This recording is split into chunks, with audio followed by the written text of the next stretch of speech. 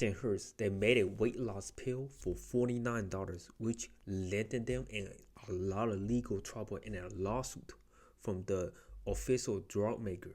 And now the stock has tanked from $80 to $18.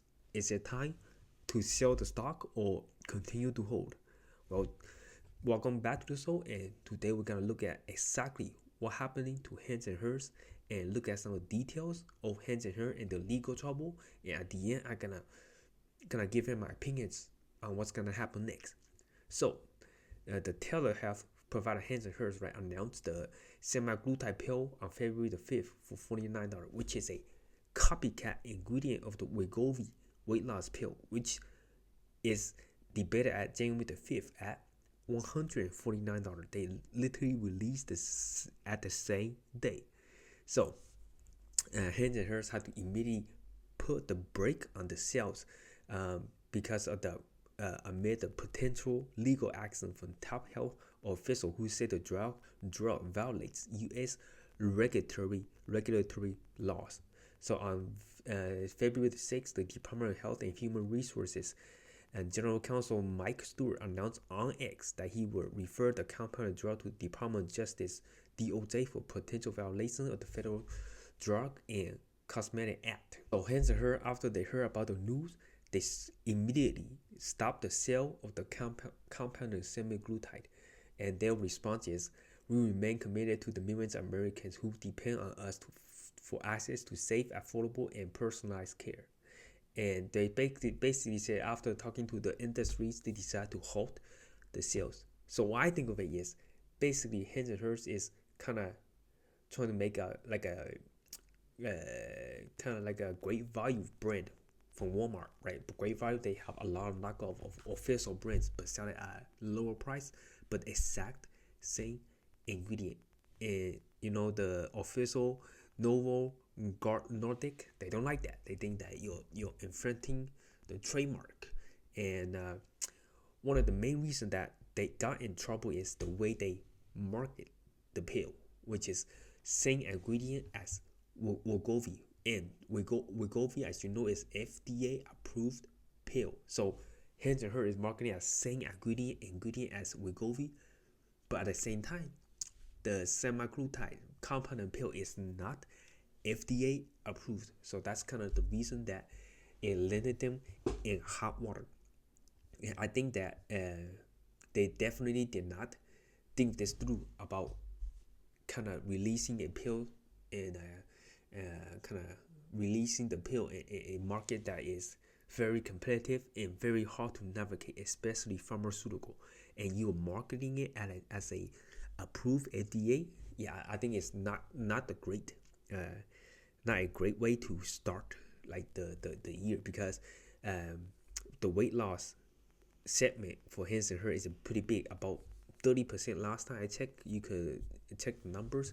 So they did not do it really well regarding to the pill. And in my opinion, it could be a nothing burger. 3 reasons.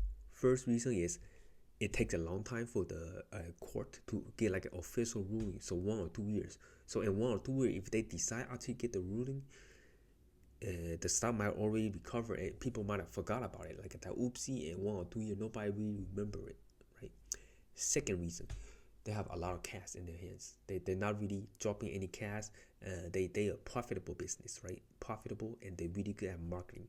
And third reasons, they have many different generations of revenue. Hans and Her is not just a weight loss company anymore. It's not that GLP-1. They have the labs that just recently came out, the cancer testing and hair loss, and also menopause. A lot of verticals coming in play. So really, you just gotta see and wait and see what's going on and what the market gonna do about the kind of the fiasco that is going on right now. That 90% of people that will say that, hey, if the stock dropped from $50 to $18, they will buy, and now it's a good chance to buy. And when I look at X, 90% of people are pretty much selling the stock. So this is not legal advice. You can legal or financial advice, right? You can either hold the stock and see how that goes, or you can sell the stock to get the remaining of the capital back. So that's my thought on the Hims and Hers. And there's a lot of news going on in the market right now. Next one, we can look at ByteDance launches Cdance 2.0 AI video model to rival OpenAI Google. So Biden just fired a starting pistol in the AI video race. It is not aiming for second place. The TikTok parent rolled out Cdance 2.0, a video model that quickly went viral in China and highlighted major upgrades to the C-Dream image tools. So it is going very viral, and one of the best videos they came out with is this one right here, about the Kanye singing a Chinese song. And my wife, she is American, and she loved that song. Like, it's really, really good. The vocals hits real good. Like, I think it's better than Grok in my opinion, because the singing, the dancing, and many celebrities in the video. And you have like Taylor Swift right here, Kim Kardashian, and it also even got Drake. A lot of people made made an appearance in it. Like, even there's Drake right there, like, and Travis Scott and Snoop Dogg. It was really fun video, and they did a great job. You can't really tell it's real or fake, so it got major competition. See, it's drawing global attention. That Biden's official launch Cdance 2.0 on February the 4th, positioning it as a video generating AI model built for professional production. The company said the system can process text, image, audio, and video simultaneously, lowering the cost of creating content. So people are really paying attention to it, because this model can technically build movies for you guys, right? It dramatically lowered the cost of like hiring an actor and renting a studio and renting cars. The model quickly gained traction online and has already impressed the like of Elon Musk and gone viral in China, where it has been compared to DeepSeek. The Cdance 2.0 hype would emphasize when Elon Musk responded to a post about the model on his X, writing it happening fast. So everyone is pretty much getting into the hype train of generating videos. Like OpenAI have a video model, and Grok is two of the biggest players right now that is kind of competing against that space, generating many different videos. So what I think of it, it is really, really good. And there's still a lot of unknowns in the market right now, because you don't know where this is gonna go, right? People might hate it, the video it look fake, so they start watching these videos, or they drawn more to live events like MMA, like, right, or live streams from like watching YouTube videos with speed, because this video gets so good to the point that it might be losing interest from the customers, right? So sometimes it's hard to explain because there's so unknown, but one thing for sure, it is very, very entertaining. Next up, we got McDonald's, and McDonald's beat quarterly global sales estimate as value beats paid off. So whenever you go to McDonald's, right, they have some very great deals, from like the $5 meal deal.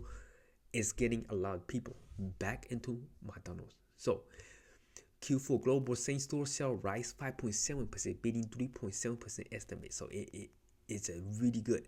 Every single store have 5% raise in sales. Revenue jumped 10% to $7 billion. So they really think that the meal deals and strong marketing promotion pull in budget strap U.S. diners and demand health firm in Australia and Britain. Global same-store sales at the burger giant rose 5.7% in 3 months ended December 31st, outpacing the average 3.7% increase. And one of the kind of the interesting thing that they added is in December, McDonald's added a holiday themed Grinch meal as part of its promotion. The meal notched the highest single sale day in history. So McDonald's is kind of really innovating in the kind of the meal space with the Grinch. They also did the Monopoly, which got my wife to go buy some McDonald's meals because they really want to monopolies. And fun fact, my father-in-law actually won $1 million from Monopoly, but he just couldn't find the ticket. He lost the ticket, but he bought the ticket. He actually have the 2 ticket that matches, right? And then he just couldn't find it. But it brings back memories, like going to McDonald's and getting the Monopoly kind of meal deal. And yeah, yesterday I also went to McDonald's. Like I got the chicken sandwich deluxe. It was $8, right? And you compare that to the Chick-fil-A, which is $10, $2 cheaper, but you pretty much like the quality is very, very good. I was very impressed with the chicken sandwich, and $8 is very good. But people that are at the lower income, stretch for money, $5. That's literally pretty much almost the same as making meals at home that costs about $2 or $3, but you get a drink, fries, and a burger. And the best thing is you don't have to clean anything up. So that's one of the reasons McDonald's is beating up and kind of increasing the sales year over year, and same store sales is increasing by 5.7%, mainly due to like great promotions, right? And then also lower price. Next thing is XAI. XAI restructured following co-founder departure, acquisition by SpaceX. So a lot of a lot of founding members are leaving XAI. Yeah, so this is kind of like a direct quote from Elon Musk and explaining why they had some departures. XAI was reorganized a few days ago to improve speed of execution. As a company grows, especially as quickly as XAI, the structure must evolve just like any organism. This unfortunately requires parting ways with some people. We wish them well in the future endeavors. We are hiring aggressively. Join XAI if the idea of mass drivers on the moon appeals to you. So XAI is responsible for the Grok, and they have kind of a big deal about kind of merging with SpaceX and putting the SpaceX kind of the data centers on the moon, and using that data center from the sun to generate energy. It's massive energy because data center, they require a lot of energy, and I was pretty surprised to see like some of the co-founders like Jimmy Zhao and Tony Wu announced they're leaving the company. Like they didn't really give any specific reasons on why they're leaving the company. It's just say that Elon Musk just gave like a very generic answer, like saying, hey, the organization is evolving, so we'll part ways with people that don't close align with the company. So maybe my best prediction is Jimmy Ma and Tony Wu, maybe they want to train the model in a different way than what Elon Musk wanted. And big disagreements always result in split or divorce. So here they talk about a little bit about that's my best prediction. But here they talk a little bit about Musk disclosed an all-stock transaction which his SpaceX acquired XAI, which owns and operates social media platform X and develops the Grok AI chatbot and image generator. The transaction value SpaceX at roughly $1 trillion and XAI at about 250 billion post merger. That is great, because if you remember that Elon Musk still owes about around $20 billion from buying Twitter and turning it to X. So when you merge, SpaceX and XAI together, and XAI owns X, that means the debt will be paid off by the public. So it's a genius idea, because right now Elon Musk don't really have to sell any stocks to cover the debt. If he sell Tesla stocks, the stock will literally tank. But that's kind of like a way for Elon Musk to kind of just navigate through that financial crisis, right? If you $20 billion, that's a lot of money. Like, you're literally gonna tank the stock.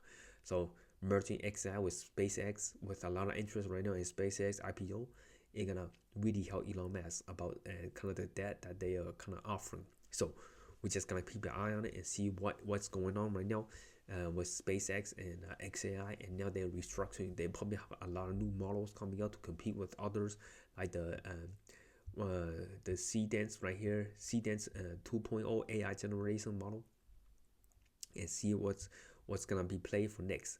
Next thing is Bill Ackman takes $2 billion stake in Meta, calls stock deeply discounted. So the position represents 10% of the person capital. That works out to about $2 billion, given the fund historical asset base. Ackman pulled no purchase about his view on Meta prospects. He described the stock as deeply discounted for a business of this quality. Meta has struggled with investor confidence recently. Shares dropped 16% over the past year on concerns about blooming AI costs. So they announced a huge amount of investment in AI, Meta is planning to invest about 115 billion to 135 billion in AI infrastructure this year. So investors really see that it's kind of be like metaverse, right? Zuckerberg invests way too much, really drag down the stock, and they did kind of like a pivot, invest in AI, and we bring the stock back to normal. But now they're spending even more now on hiring, like handing out big promotions to get like the AI engineers and building out infrastructures for the kind of the latest AI models. Investors are really concerned that it gonna bring the stock down, kind of like a 2.0 for like the metaverse that people will worry about. But Bill Ackman think that is not the case. This is cheap stock because he thinks that the investment really pay off in the long run and really help generate bring Meta into new heights. Kind of like all the other Microsoft and Amazon are they are also investing deep into the AI stuff. So we'll just kind of have to see what's going on right now. But when I invest in stock, I'd rather have the company invest slowly, right? Grow slowly, not. But if they have money, Meta have a lot of money, a lot of cash in hand. But that 15 billion, that's a lot. That is a lot. Like hopefully they don't have to take out any debts for it. But we're just gonna wait and see see what's happened next. And next thing is also related to Meta. Russia ordered a block on WhatsApp and messaging app crackdown. So Russia has ordered a block on WhatsApp as Kremlin continues to tighten restrictions on messaging apps. Meta on WhatsApp said the move aimed to push more than 100 million of app users in Russia to a state-owned surveillance app. So 100 million users, that is a pretty big hit. And Meta, right? You're losing about 100 of them, and it's definitely gonna hit the revenue because $100 million, like right now it's about a billion users in Meta. 100 million, that's a 10% drop. So that pretty big kind of drop in the Meta user base. Russia has argued that both WhatsApp and Telegram have refused to store Russian user data in the country as required by law. Authorities in Moscow also alleged that WhatsApp is one of the main services used to defraud and extort money from Russians. In recent days, site for people to migrate to the Max app. So they are accusing Meta that WhatsApp is kind of like scamming people. So I don't think that's true, but that's pretty much to everybody else. Like if you go to China, right, you cannot have access to Meta or YouTube. They don't like that. They want their own homegrown kind of apps to be used for people and take a kind of like a tighter control over people, and you cannot say anything bad about the people. So that could be the main reason why. But I don't think it's nothing to do with like WhatsApp and kind of their data and storing it or trying to get scam people in Russia. So that's kind of like my thought on it. So last thing is, CEO of Ford is really worried about the Chinese competition in China right now because they are really pulling out 1 or 2 punches, and so China poses a clear and presents threat to the auto industry in the U.S., wrote the Alliance of Automotive Innovation, a trade group that represents the big three among the automakers of house hearing and Chinese vehicle last December. So one or two company that is making compelling EVs other than Tesla is Rivian and Lucid. And RJ also thinks the same thing as Ford CEO. He thinks that it's not like there's magic happening on the Chinese cost structure. It's really 2 things you can follow very clearly. One is that the capital cost structure is much lower than us. In most cases, it's near zero. It is a highly subsidized industry where plants and manufacturing compound are paid by the local equivalent of federal government. The second factor is labor. With the Chinese automaker costs a quarter to a fifth of those faced by U.S. companies.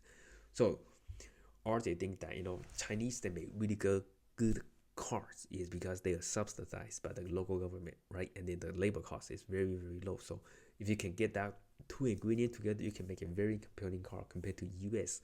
Labor cost is a lot higher, and the capital to build a factory, right now RJ and Rivian is in big trouble because they have about $6 billion in cash last time I checked.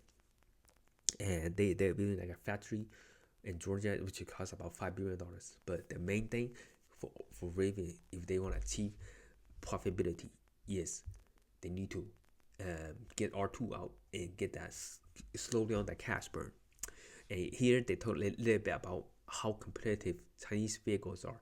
Chinese automakers capturing approximately 6.1% of the European auto market last year, a 99% jump from 2024, and this despite tariffs of 35.3% on Chinese EVs entering the EU. However, plug-in hybrids and fully hybrid were excluded. So, Chinese automakers, they are very, very like competitive in my opinion. Like if you think about it, they got the Xiaomi, which is good, Neo, Xpeng. Like even a lot of American investors, they buy Chinese stock, but none of them are doing that well because Neo, they still are unable to make net income, right? And Xiaomi is still losing money too, but Xiaomi makes some really, really compelling cars. But Chinese cars, let me summarize this. Chinese cars are reminding me of what Tokyo did to the world, the Toyota did to the world, because they produce cheap, high quality cars, introduce it to the world, Nissan and Tokyo. And Chinese, they think the government, right? They want to seize that same opportunity. They don't want to skip the opportunity again because the world is pretty much transitioning into EVs, and they want Chinese government want that opportunity to kind of don't want to miss the opportunity that they did like 20 years ago. So the local government, in my opinion, is really subsidizing it to make the local Chinese companies thrive in the environment and take over the kind of the manufacturing being manufacturing hub for the world. But yeah, I think that is about the end of the video. These are some of the top news I can find for today. If you guys enjoyed it, make sure to give this video a big thumbs up. Don't forget to hit that subscribe button. And my name is Calvin, and I see you guys next one.